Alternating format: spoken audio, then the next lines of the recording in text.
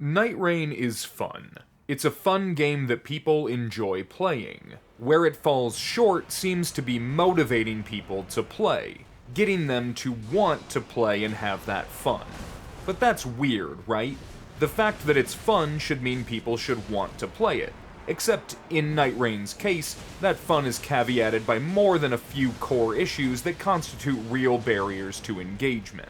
So let's go over some of those barriers as I see them, and what Nightreign could do to remedy the situation. And for clarification, there's a huge portion of the player base who doesn't think there are issues, and there is effectively no barrier for them. They want to play, and they'll keep playing so long as they keep having fun, regardless of anything changing or stagnating. If you're one of those people, I'm happy for you, and you can safely ignore the rest of this video. For everyone else, either for those who enjoy the game but find it compromised, or for those who are not enjoying the game because of those shortcomings, let's get into it. Nightreign needs to be more considerate with its randomization. Run to run, this game feels very stagnant. You hit your key perimeter locations, maybe grab some flasks, try your luck at an elemental weakness or go through a mine, then farm out the center castle when available. Of course, how you approach that strategy might vary based on player preference, but once you've found your rhythm, you stay in it. There's a correct way to approach this game, and not doing so means jeopardizing your victory. When you are fortunate enough to have a random event, such as the pseudo-random Shifting Earths, or one of the few and far between truly random occurrences like the Locust Swarm or Madness Eye, you might not be in a position to engage because it disrupts your plan. You try to pivot halfway through the day and end up with no time to complete the event, nor finishing your regular progression, leaving you worse off than you were before. This is a conflict of Nightreign's design that, while could be argued encourages players to remain flexible and adaptive, highlights the issue of such tight time and space constraints. The closing circle is central to the game, but many of the events require specific placements to not be affected to take full advantage. If you want to try your hand at any of the Shifting Earth events, your best bet is to ignore everything they offer for the sake of rushing to the end to eliminate any chance of getting closed out of the real reward. Trying to learn the path or explore can be punished by the other random aspects getting in the way, making it a less cohesive design than I feel was intended. It's probably a big reason why each of the 4 events are identical every time. Same part of the map, same rewards, same bosses as far as I can tell.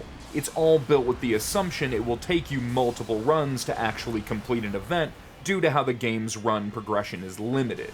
Now, you may love that about Nightreign, that you only have a small and uncertain window to get any given reward, and both choosing correctly and getting lucky are 2 equally enjoyable elements of gameplay. I won't argue with you because I don't care about that at all. What I do care about is the cohesion of the design. I want the separate parts of the game to come together in a way that flows, and I find the random events of Nightreign falling short. The one time I got the Libra event, by the time we reached him, we didn't have the runes required because we had no idea we needed them.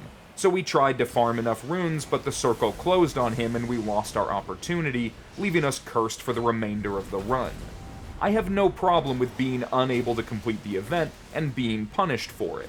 I think failure is a powerful teaching tool and should be readily available to players of all skill levels.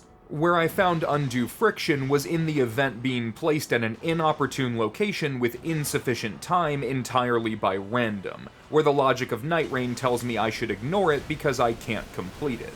But obviously, that's not really an option either. The event cursed us, reducing our health. Without completing the event, our run was heavily hindered and we eventually lost. I'm sure we could have succeeded under a number of other circumstances, including just fighting him, but we didn't know that.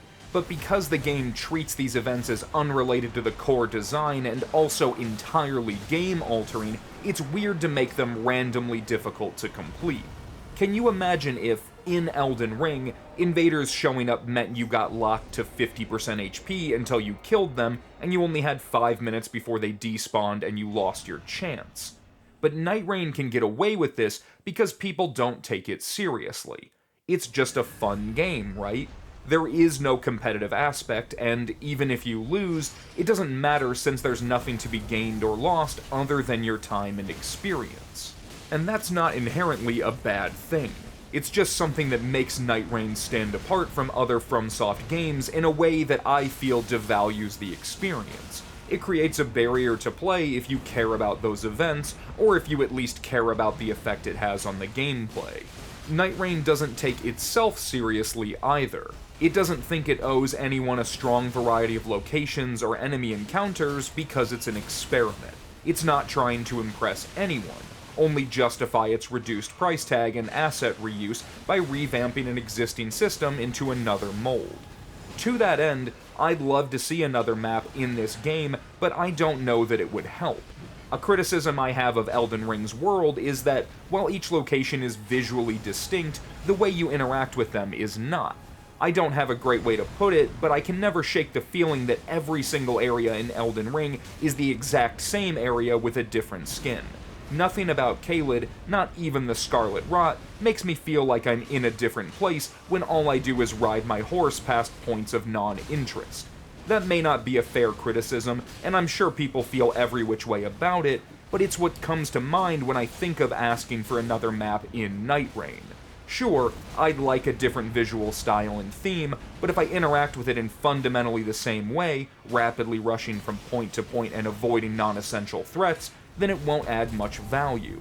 I appreciate when going through the rotted woods in Nightreign that you are constantly under threat of rot. Everything else is basically the same, but that one small change makes the area dangerous in a way that I felt Elden Ring never got quite right. The reward for completing the objective is an incredible buff, as well as immunity to the area's threat, so it's a win-win. The mountain is similar with its cold effect, although I find the buff less appealing for most runs. The point is, if Nightreign is going to add a new map or maps, they should incorporate those sorts of design choices instead of just making one for Liurnia or whatever. Make the way you navigate different between maps so that you don't feel like you're just optimizing for hotspots. I've seen people suggest that each Night Lord should have their own map, or at least their own events, and I wholeheartedly agree. Whenever I queue for multiple bosses, the fact that I don't know which one we're on unless I check the map is really underwhelming. I'd feel a lot more in tune with the world if Libra brought madness into the world prior to his fight, as his random event version can and as the Eye can. But the fact that they're seemingly unrelated makes it feel like an underbaked concept. Each of the Night Lords have great themes, and a map whose landscape can change, which we allegedly already have, would be a great way to present them. Just like it would be great if you had more control over your gear in a run. I know, the point is to be random, and I'm sure that's fun if you're a gambling addict, but I'd like ways to both experience variety and not entirely rely on luck of the draw. Being able to set your starting weapon type to match the boss's weakness is great, but that keeps me from trying different weapons, which is something it feels like the game wants me to do. When most of my upgrades aren't upgrades at all, playing it safe feels uninspired. It feels like Nightreign isn't comfortable giving players objectively better gear as the run progresses, because that's not random. In a way, it feels like playing Nightreign is a fight against randomness rather than with it. I am constantly hit with the solution being to ignore the shifting tides and focus on what I can do consistently and reliably, instead of experimenting and engaging with the unknown. I don't play many roguelikes, so I can't speak from a position of authority, but it does feel counterintuitive to have a game designed around powering up with randomized loot, while also making that loot frequently underpowered or outright useless. Let me know in the comments if I'm off base here. And these issues with randomization are all things that Nightreign could fix. I don't think there's a fundamental issue beyond redemption at play, rather it feels like there's a lack of confidence. Nightreign having a $40 price tag is reasonable if you assume it's not a fully realized concept, but all that does in my mind is guarantee it won't be.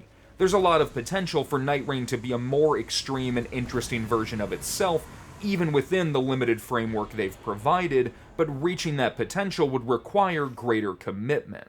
I'd love to see them add additional game modes, especially a competitive one where you can compete against other teams during prep and see who comes out on top on the final night, or a mode where the Night Lord free roams and you have to avoid it until you're strong enough. There's a ton of ways to rework this same concept into new, exciting ideas, and it sucks to know it's just not going to happen. And I say that I know it's not going to happen because if there's one thing I believe more than anything else about FromSoft, it's that they don't like to dwell. Dwelling means stagnating when you could otherwise spend that time creating something new, something that gets closer to what you want. Each game is its own work, made under the circumstances of their artistic strength at that time. They take what they've learned and they make another instead of trying to improve what already exists. They make small adjustments, balances, so to speak, but the work remains largely unchanged. It is what it is.